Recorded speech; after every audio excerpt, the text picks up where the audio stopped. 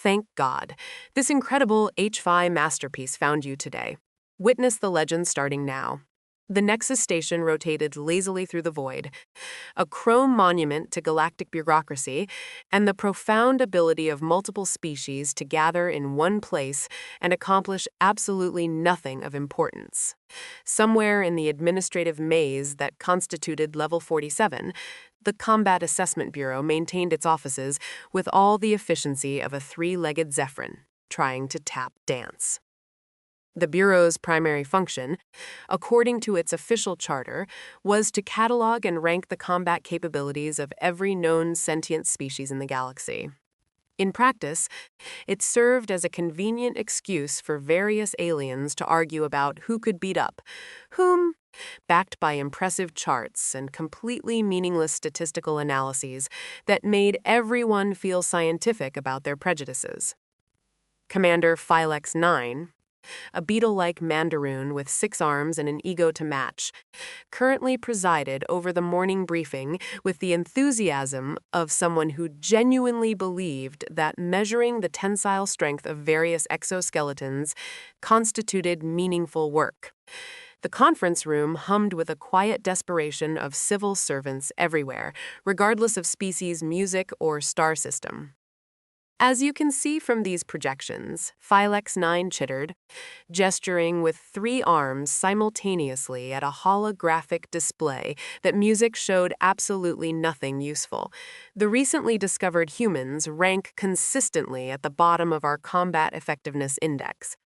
The assembled xenobiologists nodded with the practiced solemnity of professionals who had learned to take measurements seriously even when the thing being measured was fundamentally absurd. The human data scrolled past in neat columns: average height, weight, muscle density, reaction time, and a dozen other metrics that reduced an entire species to numbers that fit conveniently on standardized forms.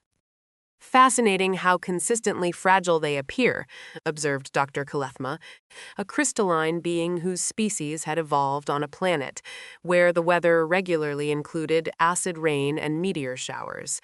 No natural armor, no redundant organ systems, no enhanced musculature. Their bone density barely registers compared to galactic norms. Indeed, Philex 9 agreed, pulling up comparative statistics with the satisfaction of someone proving a point that nobody had been arguing. Note that complete lack of music's combat-specific evolutionary adaptations. No claws, no fangs, no poison sacs, no electromagnetic discharge capabilities. They appear to have evolved as purely diplomatic creatures. This assessment would have surprised exactly nobody who had spent any time actually observing humans, but the Combat Assessment Bureau specialized in the kind of theoretical analysis that worked beautifully right up music until it encountered reality. The Bureau's files contained detailed psychological profiles describing humans as conflict-averse, cooperation-focused, and biologically optimized for peaceful coexistence.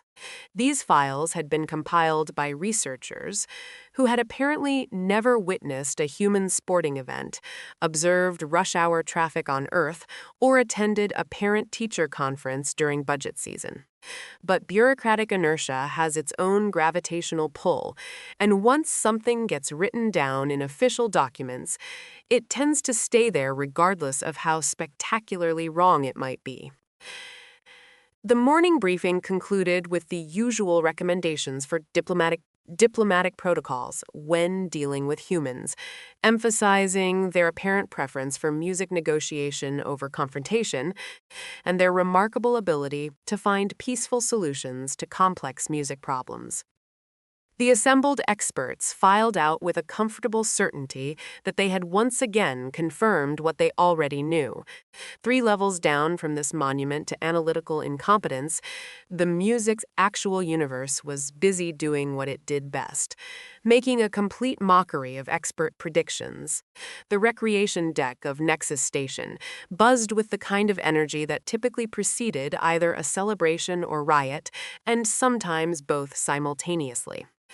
Word had spread through the station's gossip networks that Vex Kala the Destroyer had issued a formal challenge to demonstrate music, the combat ineffectiveness of the new human arrivals. Vex Kala belonged to the Krillian species, four-armed warriors whose evolutionary history had been written in the kind of violence that made galactic anthropologists write very dry papers about competitive selection pressures. Standing nearly 8 feet tall with a crystalline music exoskeleton that could deflect most energy weapons and muscles that rippled with the kind of casual power that made furniture manufacturers nervous, he represented everything the Combat Assessment Bureau considered properly intimidating. His reputation preceded him like a natural disaster with excellent publicity. Vex Kala had earned his nickname through 17 consecutive victories in sanctioned combat sports, music, each one documented with the kind of brutal efficiency that made highlight reels difficult to watch and impossible to ignore. He fought with the methodical precision of a surgeon and the enthusiasm of someone who had found his true calling in life. The human who had accepted his challenge appeared to be either remarkably brave or spectacularly stupid, two qualities that often looked identical from a distance. Zephyra Blackthorn stood barely 5 1/2 feet tall, with a kind of unremarkable build that made her disappear in crowds, and the sort of calm expression that suggested either inner peace or complete emotional detachment. She possessed brown hair that she wore in a practical ponytail, dark eyes that seemed to notice everything while revealing nothing, and the general appearance of someone who worked in middle management and spent her weekends reading books about gardening. This was not, by any reasonable standard, what a galactic warrior was supposed to look like. The betting pools had opened within minutes of the challenge announcement, and the odds currently favored Vex Kala by margins that would have made bookmakers on any civilized world question their career choices. Serious money was changing hands, most music of it flowing in directions that suggested the galaxy's various species had achieved consensus on at least one topic. Humans were not built for fighting. "This is going to be embarrassing," muttered Krax Toll, a scaled draconian whose species had a cultural appreciation for honorable combat and a practical understanding of what happened when mismatched opponents faced each other in the arena. That poor creature is going to get pulverized. His companion, a tentacled Aquarian named Fluv Mosh, rippled with what might have been amusement or indigestion. The humans insisted on accepting the challenge. Perhaps they have some hidden combat techniques we haven't observed. Hidden techniques? Krax Toll's laugh sounded like gravel in a cement mixer's. "Look at her. She's smaller than my youngest hatchling. And he still needs Mzitzink help opening his food containers." The arena on Nexus Station had been designed to accommodate combat between various species, which meant it featured adjustable gravity, atmospheric controls, and safety barriers that could theoretically contain anything short of a nuclear explosion. The word theoretically did a lot of heavy lifting in that sentence, but insurance companies throughout the galaxy had learned to adapt. Spectators filled the available seating with music, the enthusiasm of beings who sensed they were about to witness either an impressive display of martial prowess or tragic demonstration music of why some species should stick to diplomatic solutions. The atmosphere hummed with anticipation and the subtle electromagnetic discharge that occurred whenever large groups of diverse aliens gathered in enclosed spaces. Vex Kala entered the arena with the kind of ceremony typically reserved for religious festivals or military parades. His crystalline exoskeleton caught the arena lights and scattered them into prismatic patterns that painted rainbow shadows across the walls. Each of his 4 arms moved in ritualistic gestures that had been practiced for centuries by Krillian warriors, a choreographed display of power and precision that served as both warm-up and psychological warfare. The crowd appreciated the show, with the kind of enthusiastic approval that suggested they were getting their money's worth before the actual fighting even started. Cameras captured every angle of his preparation ritual, ensuring that beings across the galaxy could witness the proper way for a superior species to conduct itself in formal combat. Zephyra entered the arena like someone walking into a grocery store to pick up milk. She wore simple, athletic clothing that appeared to have been purchased from the station's general store. Comfortable shoes that looked more suitable for jogging than combat, and an expression musibic of mild interest that suggested she found the whole situation moderately entertaining, but not particularly compelling. She carried no weapons, performed no rituals, and showed no signs of the pre-combat anxiety that typically affected beings who were about to face opponents capable of reducing them to component molecules. The contrast was so stark that several spectators wondered if there had been some administrative error, as if the station's scheduling system had accidentally double-booked Music the Arena and sent someone from the accounting department instead of an actual combatant. Ladies, zgad, gentlemen, and beings of indeterminate classification, announced the arena's automated system in 17 different languages simultaneously. Today's exhibition match will demonstrate comparative music, combat techniques between species as cataloged by the Combat Assessment Bureau. The announcement continued with the kind of bureaucratic thoroughness that made even entertainment feel like paperwork, detailing safety protocols, emergency procedures, and liability waivers in language that somehow managed to drain excitement from the concept of mortal combat. Vex Kala raised all four arms to acknowledge the crowd's appreciation, his crystalline hide gleaming under the arena lights. The gesture had been calculated for maximum dramatic impact, and it achieved its intended effect of making him appear approximately twice as intimidating music as he had 5 seconds earlier. Zephyra stretched her shoulders with the casual movements of someone working out a minor crick in her neck. "Begin when ready," announced the system, apparently having exhausted its supply of official ceremony.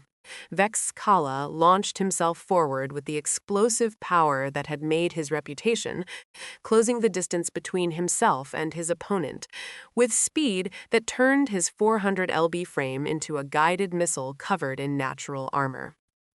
His strategy was straightforward: overwhelming force applied quickly enough to end the match before his opponent could mount any meaningful defense. This approach had worked beautifully in his previous 17 victories, each of which had concluded with his opponents discovering that being hit by Vex Kala was approximately equivalent to being struck by a small asteroid with anger management issues. Zephyra stepped to her left. The movement was so subtle and economical that several spectators missed it entirely. A slight shift of weight that carried her exactly far enough to avoid becoming a collision point for 400 lb of crystalline warrior traveling at combat velocity.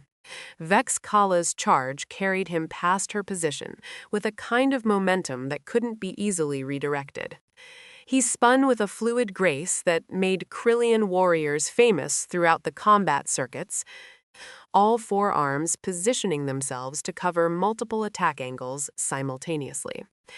His exoskeleton flexed and shifted as internal muscle systems reconfigured for close-quarters combat, a display of biological engineering that had evolved over millions of years of constant warfare. Zephyra watched with a mild attention of someone observing an interesting zig, but not particularly urgent phenomenon. Vex Kala's second attack combined the lessons learned from his first attempt, adding lateral movement and multiple strike vectors to prevent another simple evasion. His upper arms swept in wide arcs designed to limit his opponent's mobility, while his lower arms prepared more focused attacks that could exploit any opening created by the initial barrage. Zephyra moved again. this time forward instead of sideways, slipping past his guard with movements that seemed to violate several basic principles of physics regarding the relationship between mass, velocity, and occupied space. She ended up inside his reach, where his longer arms created disadvantages instead of assets. Her hand shot upward with the kind of precise timing that suggested either remarkable luck or extensive training in techniques that didn't appear in any of the Combat Assessment Bureau's files. The strike connected just below Vex Kala's left auditory processor, hitting a knife cluster that the Krillian nervous system had thoughtfully positioned in a location that was both vital for maintaining balance and completely music. Unprotected by his crystalline armor, the impact traveled through his body with the efficiency of a well-designed electrical circuit, carrying signals that his brain interpreted as urgent recommendations to cease all current activities and focus on more pressing matters, like remaining conscious. Vex Kala dropped like a sack of expensive rocks. The arena fell silent with a kind of complete absence of sound that suggested the universe itself was taking a moment to process what had just occurred. Spectators stared with expressions that cycled rapidly through disbelief, confusion, and the dawning realization that their betting slips had suddenly become very expensive pieces of decorative paper. The silence stretched long enough for everyone present to mentally review the previous 30 seconds and confirm that they had indeed witnessed a human female render, unconscious a four-armed crystalline warrior who outweighed her by a factor of 3 and music possessed natural armor that could deflect military-grade energy weapons. Well, Zephyra said, brushing imaginary dust from her hands, that was interesting. Her tone suggested the kind of polite interest typically reserved for commenting on weather patterns or noting that someone had rearranged the furniture. She looked down at Vex Kala's unconscious form with what might have been mild concern or possibly just curiosity about whether Krillian warriors snored. The arena's medical system activated with the efficient urgency of technology music, designed by beings who understood that combat sports occasionally produced outcomes, music requiring immediate intervention. Automated medical drones descended from concealed positions to assess the situation and provide whatever assistance their programming deemed appropriate. Competitive Vex Kala shows signs of neurodisruption consistent with targeted knife cluster trauma, announced the medical system in the cheerfully informative tone that made emergency procedures sound like educational programming. Estimated recovery time, 15 to 20 minutes.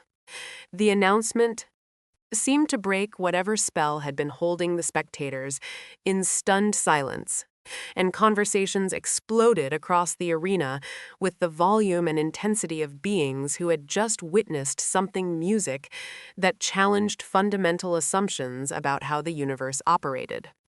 That's impossible, Krextall announced to anyone within hearing range. Humans don't have combat training. The Bureau's files specifically state that they are a diplomatic species with no warrior traditions. Flav March rippled with what was definitely amusement this time. Perhaps the Bureau's files are incomplete.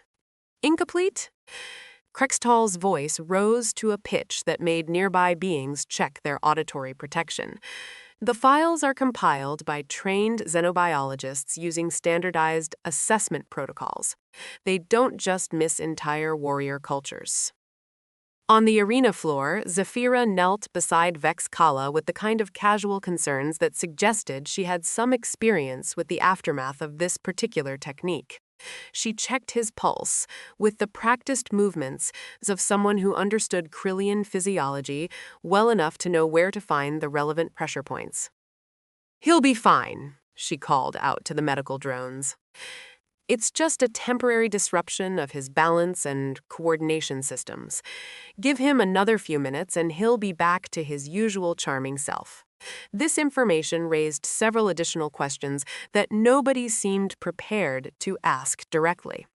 Questions like how supposedly peaceful diplomat had acquired detailed knowledge of Krillian neural anatomy, or why she possessed the reflexes necessary to exploit weaknesses that most galactic warriors had never heard of, or what other interesting capabilities might be hiding behind that remarkably unremarkable exterior. Commander Thylexnar arrived in the arena with a kind of urgent efficiency that suggested someone in his chain of command had received some very pointed questions about the accuracy of recent reports. He moved with the careful precision of a being who understood music that his career had just encountered a significant obstacle and was currently trying to determine whether that obstacle was surmountable or career-ending. There appears to have been some music sort of anomaly in the assessment process, he announced, addressing no one in particular while studying his portable datapad with the intensity of someone hoping to find answers that weren't actually there. Zafira looked up from her position beside the still unconscious Vex Kala. No anomaly. Your assessment was just incomplete. Incomplete? Thylexnar's mandibles clicked with what might have been professional distress. Our protocols are quite thorough. We analyzed human physiology, psychology, cultural patterns, Ga musics, and historical records. The data clearly indicates a species optimized for cooperation and conflict avoidance. You analyzed what we let you see. Zafira replied with the kind of gentle patience typically used when explaining obvious facts to small children.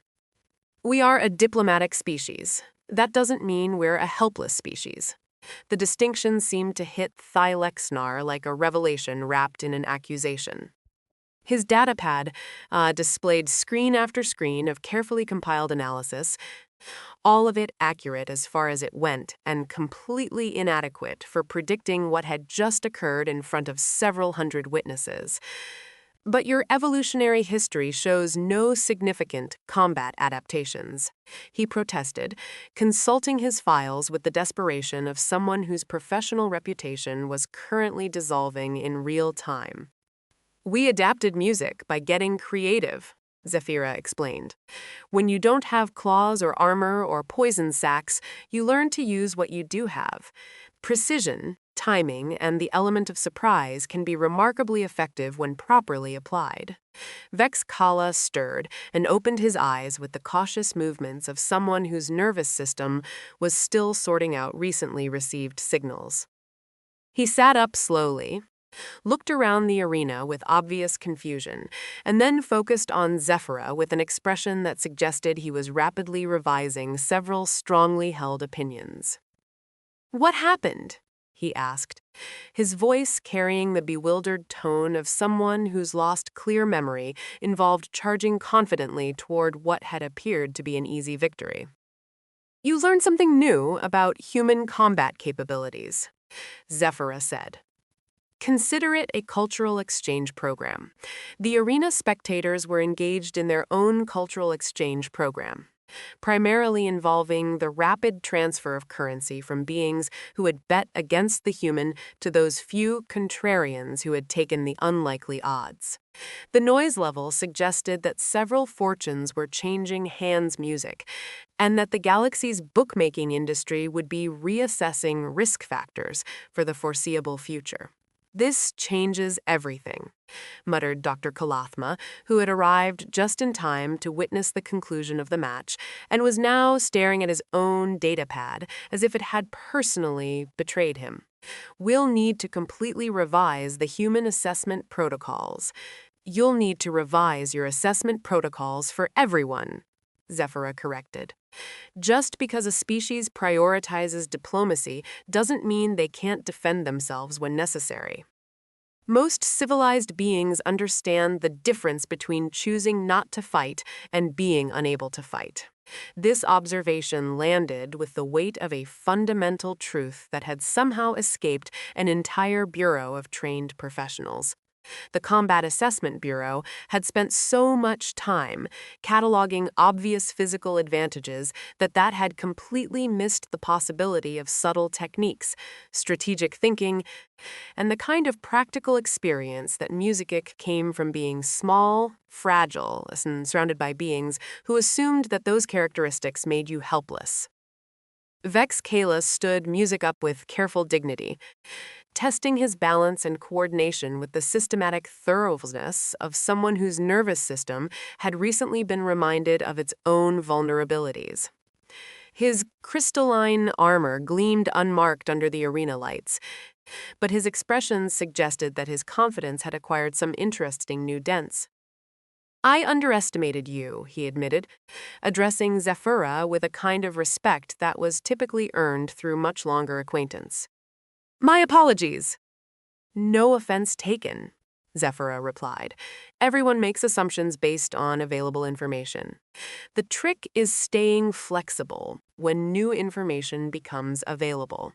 The medical drones completed their assessment and withdrew with the satisfied efficiency of technology that had successfully prevented any permanent damage to expensive organic beings. The arena's automated systems began their standard post-combat cleaning cycle, preparing for whatever entertainment might be scheduled next. Commander Thylexni remained at the edge of the arena, surrounded by subordinates who were having animated discussions about revised protocols, updated assessment criteria, and the urgent need to review existing files for other potential oversights. The conversations had the frantic energy of professionals who had just realized that their carefully constructed understanding of reality contained some significant gaps. "How many other species have we potentially misassessed, Doctor?" Kalathma asked, consulting multiple data pads simultaneously with the desperate efficiency of someone trying to prevent future embarrassment. "All of them," Thylexni replied with the weary certainty of someone whose morning had started with routine bureaucratic procedures and was ending with the collapse of fundamental assumptions. "Every single assessment will need to be reviewed." The implications rippled outward from the arena like shockwaves from an explosion, carrying the news through the station's communication networks and beyond. Within hours, the footage would reach diplomatic missions throughout the galaxy, where it would be analyzed by intelligence services, military planners, and anyone else whose job involved making assumptions about the combat capabilities of other species. The humans, meanwhile, God continued their diplomatic missions with the same cooperative enthusiasm that had characterized their initial contact with Galactic civilization. They attended committee meetings, participated in trade negotiations, and generally conducted themselves with the kind of peaceful professionalism that had led to their categorization as a non-threatening species. The only difference was that now, when human diplomats made polite suggestions about peaceful solutions to complex problems, other species listened with a new kind of attention, the sort of attention typically reserved for beings who might have additional options available if the diplomatic approach proved insufficient. 3 months later, the Combat Assessment Bureau published its revised guidelines for species evaluation, emphasizing the importance of comprehensive cultural analysis and warning against the dangers of assuming that peaceful preferences indicated combat incapacity. The document became required reading for diplomatic personnel throughout the galaxy and was generally regarded as a significant improvement in professional standards. Commander Thylexni received commendation for his role in identifying critical gaps in assessment protocols, though privately he suspected that his career had peaked the day before he met Zephyra Blackthorn. He spent his remaining time in service developing new evaluation criteria that attempted to account for the possibility that any species might possess capabilities that weren't immediately obvious. Vex Kalis returned to the combat circuit with a revised fighting style that emphasized caution, preparation, and the fundamental importance of not making assumptions about opponents based on their appearance. He won his next 12 matches and developed a reputation as a thoughtful tactician, rather than simply an overwhelming force of music nature. The betting pools throughout the galaxy adjusted their odds on human participants in any competitive music activity, though bookmakers noted with professional interest that humans seemed to prefer avoiding combat entirely, which made it difficult to establish meaningful statistical baselines for their actual capabilities. Zephyra Blackthorn continued her diplomatic work with the same quiet competence that had characterized her efforts before becoming famous music throughout the galaxy as the human who had redefined everyone's understanding of her species. She found the attention mildly amusing, but largely irrelevant to her actual responsibilities. When asked about her background and training, she typically responded that humans had always understood the value of being prepared for various contingencies, and that diplomatic solutions worked best when supported by the quiet confidence that came from having alternatives available if necessary. The galaxy, meanwhile, adjusted to a new understanding of the relationship between civilized behavior and combat capability. Species that had spent centuries assuming that peaceful tendencies indicated weakness began to reconsider their own diplomatic strategies and defense preparations. The Combat Assessment Bureau's files now contained detailed entries about the importance of distinguishing between species that couldn't fight and species that preferred not to fight. The distinction had always existed, but it had taken one small human diplomat to make it impossible to ignore. And somewhere in the administrative maze of Nexus Station, filing cabinets full of carefully compiled assessments gathered dust while their contents were systematically revised to account for the radical concept that beings who chose peace might also be perfectly capable of choosing something else entirely when the situation demanded it. The universe, as usual, had turned out to be considerably more interesting than the paperwork suggested.